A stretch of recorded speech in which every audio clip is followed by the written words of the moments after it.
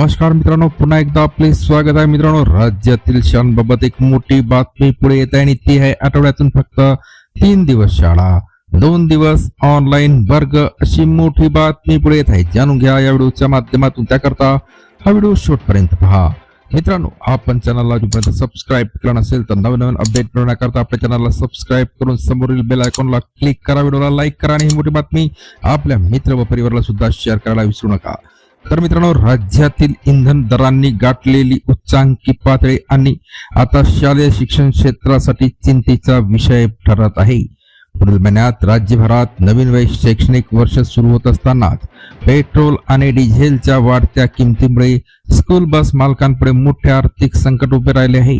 या पार्श्वभूमीवर school bus संघटनांनी सरकारकडे शाळांच्या कामकाजाच्या पद्धतीत बदल करण्याची मागणी केली असून पालकांच्या खिसालाही दरवाढीची झड सोसावी लागणार असल्याचे स्पष्ट झाले आहे.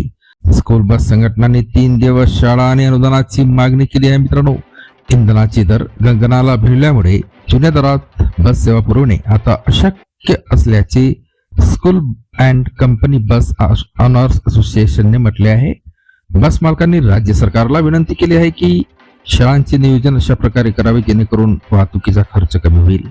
आठवड्यातून केवळ 3 दिवस प्रत्यक्ष शाळा भराव्यात आणि उर्वरित 2 दिवस ऑनलाईन वर्ग सुरू ठेवावेत असा प्रस्ताव संघटनेने मांडला आहे. तसेच वाढत्या खर्चामुळे बस शुल्कात वाढ करण्यात असल्याचे संकेत देत सरकारने या क्षेत्राला तातडीने अनुदान किंवा करात सवलत द्यावी अशी मागणी करण्यात आली आहे. 1 जून पर्यंत सरकारने आपली भूमिका स्पष्ट करावी असे आवाहन संघटनेने केले आहे. पुन्हा भेटूया मित्रांनो नवीन अपडेटसह पुढच्या व्हिडिओमध्ये. धन्यवाद.